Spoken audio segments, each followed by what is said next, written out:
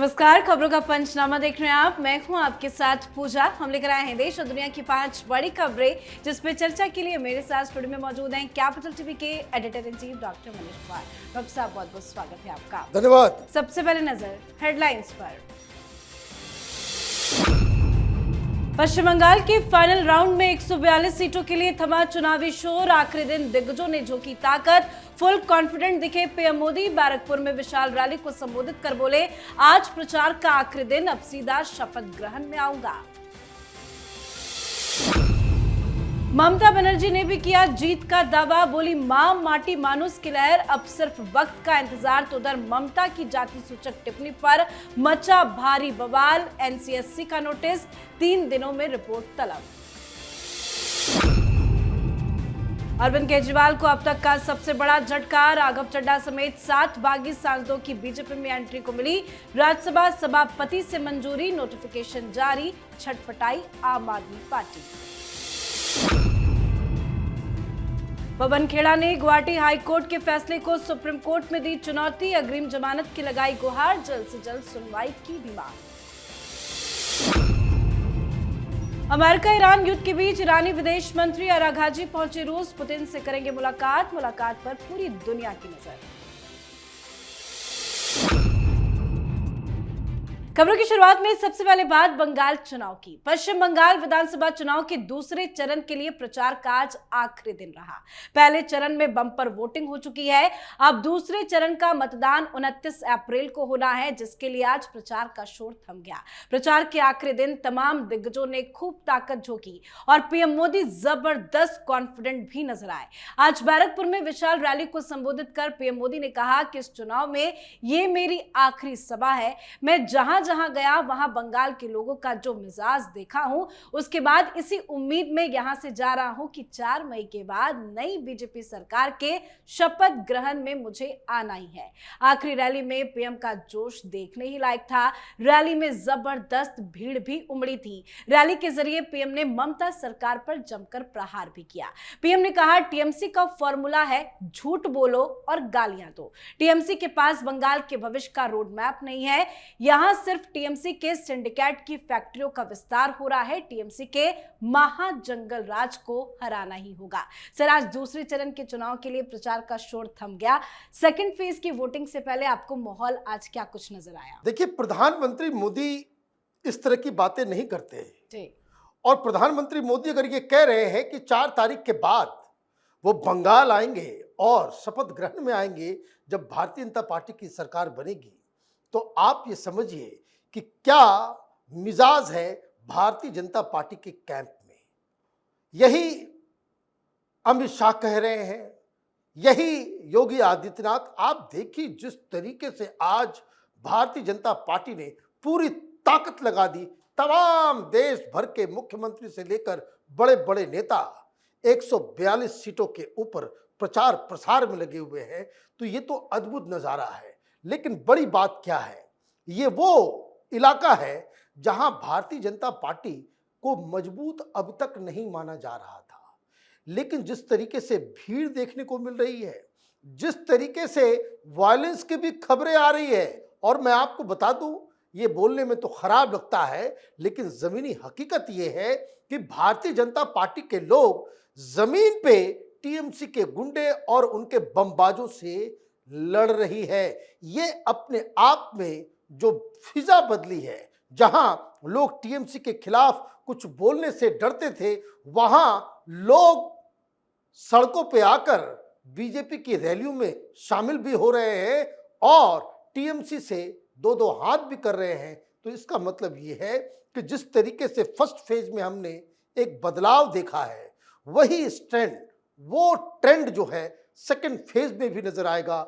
I think Mamata Banerjee एक बहुत बड़ी मुसीबत में है। जी, तो आज प्रचार का आखिरी दिन था। रोड शो, रैलियों का शो रहा। साथ ही कई जगहों से टीएमसी और बीजेपी के बीच झड़प की भी खबरें सामने आई। बात ममता बनर्जी की करें तो सीएम ममता कुछ अलग तरीके से प्रचार करती भी दिखी। भवानीपुर में एक दुकान से सीएम ममता सब्जी खरीदते हुए नजर आई। ममता ने टीएमसी की जीत का दावा किया। ममता बनर्जी ने कहा कि मां माटी मानुष की जीत अब भविष्यवाणी नहीं बल्कि सिर्फ समय की बात है। तो उधर कोलकाता पोर्ट से टीएमसी के उम्मीदवार फराद हकीम ने तृणमूल कांग्रेस की शानदार जीत का विश्वास जताते बताते हुए कहा कि पार्टी को लगभग 235 सीटें मिलने की संभावना है। मतलब हर पार्टी के अपने अपने दावे हैं, पर इन दावों के बीच ममता बनर्जी को बड़ा झटका भी लगा है। ममता बनर्जी की एक रैली के दौरान जाति सूचक टिप्पणी को लेकर विवाद बढ़ गया है। राष्ट्रीय अनुसूचित जाति आयोग ने इस मामले में स्वतः संज्ञान लेते हुए नोटिस जारी किया। 3 दिनों के भीतर विस्तृत रिपोर्ट भी मांगी गई है। सर, चुनाव से ठीक पहले ममता बनर्जी को इस तरह का नोटिस चारों तरफ से कैसे टीएमसी फंस गई है? देखिए, नोटिस तो चला गया, उसका कोई खास फर्क नहीं पड़ेगा, लेकिन समस्या क्या है? समस्या ये है कि ममता बनर्जी कोई नोविस लीडर नहीं है, वो राहुल गांधी नहीं है, वो मंझी हुई एक राजनेता है और उनके मुंह से इस तरह का असंवैधानिक शब्द का निकल जाना जिसको कोई भी पॉलिटिशियन बोल नहीं सकता। और बकायदा जब भाषण आप देते हो तो उस तरह की चीजों के बारे में आपके ध्यान में रहता है, वो ध्यान में नहीं रह पा रहा है। ममता बनर्जी बहुत सारी अनर्गल बातें कर रही है, उनको समझ, आज आप देखिए कि स्थिति क्या है। भवानीपुर के अंदर आज उनको दिन बिताना पड़ रहा है। भवानीपुर के अंदर आपको शॉप्स में जाकर के वो झालमुरी के बदले एक नया स्टंट करना पड़ रहा है। तो इसका मतलब ये है कि ममता बनर्जी डीप डाउन जानती है कि भवानीपुर जो उनकी होम कंस्टिट्यूएंसी है वो भी सेफ नहीं है। यही तो बीजेपी की स्ट्रेटजी थी कि आपको आखिरी मौके तक भवानीपुर में बांध करके रखना है। ये फराद हकीम, ये जो राइट हैंड है जिसको इंचार्ज बनाया गया, वो आप लड़ रहे हो कहां से? कह रहे हैं 235 सीटें जीतेंगे। आप कोलकाता पोर्ट से लड़ रहे हो, 55% वहां मुसलमान है, आप खुद मुस्लिम लीडर हो, तो आपको इस तरह के सेफ सीट्स की क्या आवश्यकता पड़ती है? जब इतनी ही ज्यादा लहर चल रही है मां माटी मानुस की, तो आप सेफ सीट्स के ऊपर क्यों लड़ रहे हो? तो कहने का मतलब ये है कि ममता बनर्जी नोज कि आखिर मौके पे अभी हमने तो नहीं सुना मां माटी मानुस इस चुनाव में कोई कोर एजेंडा हो। आप तो दिन रात मोदी को गालियां दे देकर आप जो है बाहरी इनसाइडर आउटसाइडर करते करते आपने वोट चोरी और एसआईआर का मसला उठाते उठाते पूरा चुनाव आपने बिता दिया।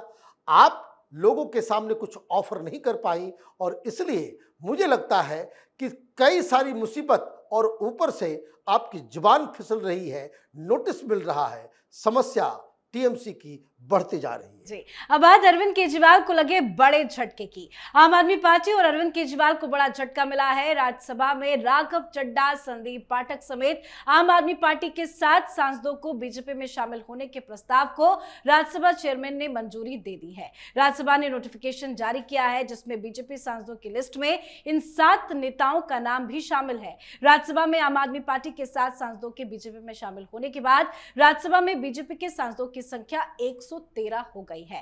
राज्यसभा में एनडीए का कुनबा बड़ा हो गया है और केजरीवाल की पार्टी दिल्ली के साथ साथ पंजाब में भी कमजोर हो गई है। बहुत बड़ा झटका ये अरविंद केजरीवाल के लिए। अब कोई ऑप्शन बचा है क्या सर अरविंद केजरीवाल? देखिए, अभी और भी झटके आ जाएंगे। जो हमारे पास जानकारी आ रही है, ये जो मारलेना, आतिशी मारलेना जिसे मुख्यमंत्री बनाया गया था, वो भी पार्टी छोड़ने वाली है।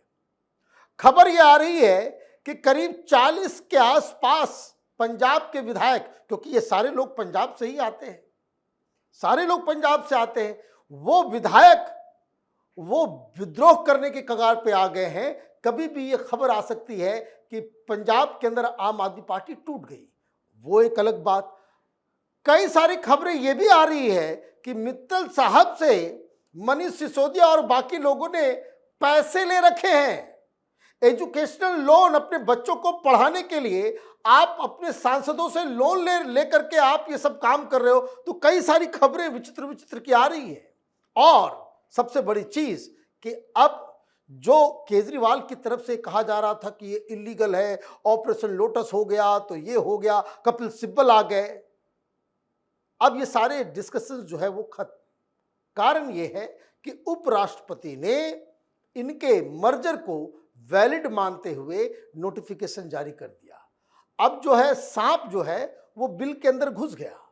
अब केजरीवाल बाहर जितना भी डंडा चलाएं उस मांद के ऊपर, उस खो के ऊपर, कितना भी कुतर्क करे कपिल सिब्बल, अब ये वापस नहीं हो सकता। आम आदमी पार्टी बीच बाजार अपने करतूतों की वजह से पूरी तरह से एक्सपोज हो गई है। केजरीवाल को यह सोचना पड़ेगा कि आपकी ये किस तरह का चरित्र है, किस तरह का बर्ताव है, किस तरह का बिहेवियर है कि आपके साथ कोई भी अच्छे लोग टिकते नहीं हैं। आंदोलन के बाद से करीब 50 लोग आपका साथ छोड़ के चले गए। वो उसका कारण ये है कि केजरीवाल एक बहुत ही सेल्फिश नार्सिसिस्ट किस्म के व्यक्ति हैं जिसके साथ काम करना घुटन होता है, यही सारे लोग कह रहे हैं। बिल्कुल, तो केजरीवाल चारों तरफ से फंस गए हैं। वहीं पासपोर्ट विवाद मामले में पवन खेड़ा की भी मुसीबतें कम नहीं हुई है। गुवाहाटी हाईकोर्ट से मिले झटके के बाद पवन खेड़ा ने अब हाईकोर्ट के फैसले के खिलाफ सुप्रीम कोर्ट का दरवाजा खटखटाया है। उन्होंने अपनी अपील में सुप्रीम कोर्ट से अग्रिम जमानत देने की बात कही है। पवन खेड़ा ने अपनी याचिका में गुवाहाटी हाईकोर्ट के फैसले को चुनौती देते हुए सुप्रीम कोर्ट से मांग की है कि उनकी याचिका पर जल्द से जल्द सुनवाई की जाए। सर, गुवाहाटी हाईकोर्ट से झटका लगा, अग्रिम जमानत याचिका खारिज हो गई। अब क्या सुप्रीम कोर्ट से कोई राहत मिल पाएगी? भाई कहां है? बड़े बहादुर बन रहे थे कि मैं हेमंत बिस्वा शर्मा को चैलेंज देकर के जा रहा हूं, गुवाहाटी में बैठ के चैलेंज करने जा रहा हूं, जो केस करना है करो, हम डरते नहीं, गिरफ्तार करना है गिरफ्तार कर लो, हम डरते नहीं, यही बोला था ना। जिसके बाद हेमंत बिस्वा शर्मा ने कहा कि मैं इस खेड़ा का पेड़ा बना दूंगा, और ये पेड़ा गायब हो गए। ये गायब है, ये अभी तक ना प्रेस कॉन्फ्रेंस कर रहे हैं ना कुछ कर रहे हैं। जब ये केस हुआ था, जब घर पे छापेमारी हुई थी, तो ये भाग गए थे, हैदराबाद तेलंगाना में छिप रहे थे, कार के अंदर ये छिपे हुए पाए गए। और उसके बाद फिर उन्होंने वीडियो निकाला, जब बेइज्जती हुई तो वीडियो निकाला कि हम राहुल गांधी के सैनिक हैं, राहुल गांधी, हम कभी झुकते नहीं, कभी डरते नहीं, गिरफ्तारी से कोई डर नहीं है। तो भाई आप क्यों ऐसा काम कर रहे हो? हाईकोर्ट की बात को मान करके आप जाइए, गुवाहाटी के अंदर जाकर के आप जांच को फेस कीजिए। दिक्कत क्या है कि इनको सुप्रीम कोर्ट से भी राहत मिलने के आसार नहीं है। कारण यह है कि जो ट्रांजिट बेल इनको जो मिला था हैदराबाद तेलंगाना हाईकोर्ट के अंदर, वहां इन्होंने फर्जी दस्तावेज दिए। जो आधार कार्ड दिया उसमें एड्रेस दिल्ली का है। आपने कोर्ट को गुमराह किया और इसलिए आपको यहां हाईकोर्ट से और सुप्रीम कोर्ट से, गुवाहाटी हाईकोर्ट से आपको कोई राहत नहीं मिली। आप तो यहां आए थे, यहां सब कुछ आपने किया, सुप्रीम कोर्ट ने भी आपकी बात को नहीं। तो ये कहने का मतलब ये है कि इनको राहत मिलना बड़ा मुश्किल है।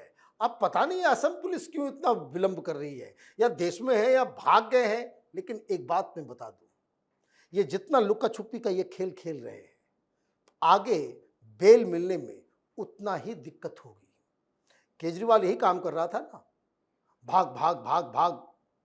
तो उससे क्या होता है कि जो सरकारी वकील होते हैं वो कहते हैं कि तो भगोड़ा है, ये कानून के आंख में आंख मिचौली करता है, ये इसको गिरफ्तार करके ही, क्योंकि हाईकोर्ट ने कहा है कि आपको कस्टडी में लेकर आपका इंटरोगेशन होना चाहिए, क्योंकि आपने पॉलिटिकल इस्तेमाल के लिए कई सारी चीजों को आपने जोड़ दिया, फर्जी दस्तावेज आपने दे दिए, 420 कर दिया।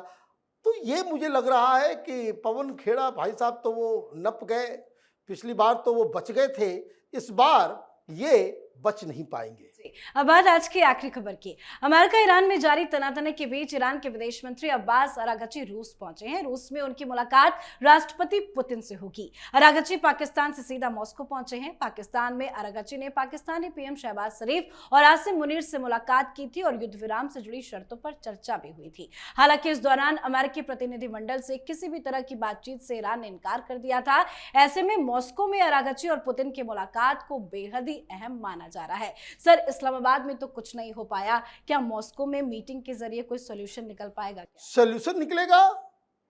वो वहां लैंड करते हैं और उधर डोनाल्ड ट्रंप को गुस्सा इतना आता है, फिर अनाप शनाप और थ्रेटनिंग वगैरह सब चालू करते कि बरे तुम रूस कैसे पहुंच गए। अब रूस क्यों पहुंचे इसको भी समझना, क्योंकि रूस ने ये नहीं कहा है कि हम मध्यस्थता करेंगे। रूस की तरफ से ये बयान नहीं आया है। रूस का स्टैंड बड़ा क्लियर है कि अमेरिका जो ईरान के साथ कर रहा है वो गलत है। अब आप वहां जा रहे हो, कहाँ से गए? आप इस्लामाबाद से गए। तो खैर इस्लामाबाद तो आप छोड़ ही दीजिए, इस्लामाबाद को तो ये उसको कहते हैं ना, धोबी का कुत्ता, ना घर का ना घाट का, वो कहीं के आप नहीं रहे, आपके हैसियत में ही कुछ नहीं है, क्योंकि ईरान की तरफ से बाकायदा जारी किया गया है ये बयान कि हमें पाकिस्तान की मध्यस्थता के ऊपर विश्वास इसलिए नहीं है क्योंकि वो कोई बीच का कॉमन ग्राउंड निकालता नहीं है, बल्कि अमेरिका के शर्तों को हमसे मनवाने की कोशिश कर रहा है। शर्तें क्या हैं? शर्तें मात्र दो हैं, हॉर्मुज को खोलो और nuclear weapon, nuclear enrichment program surrender करो। ईरान की तरफ से एक बात कही गई है कि हॉर्मुज अभी खोल लो और अब हम न्यूक्लियर इनरिचमेंट के ऊपर आगे चल के उसके ऊपर बातचीत करेंगे। अमेरिका इससे भी नहीं मान रहा और अमेरिका मानेगा नहीं। तो ये जो मुलाकात हो रही है वो अहम इसलिए है क्योंकि युद्ध होगा तो ईरान को हथियारों की जरूरत होगी, एयर डिफेंस सिस्टम की जरूरत होगी, उन्हें मिसाइल्स की जरूरत होगी, उन्हें लड़ाकों की जरूरत होगी। ये आदान प्रदान के लिए, ये युद्ध की तैयारी के लिए रूस के पास मदद के लिए गए हैं। जी, बहुत बहुत धन्यवाद सर समझाने के लिए। धन्यवाद। तो खबरों का पंचनामा में आज के लिए फिलहाल इतना ही। देश विदेश की बाकी खबरों और उनकी सटीक एनालिसिस के लिए देखते रहिए कैपिटल टीवी। हमें लाइक कीजिए, शेयर कीजिए और कैपिटल टीवी को सब्सक्राइब कीजिए। नमस्कार।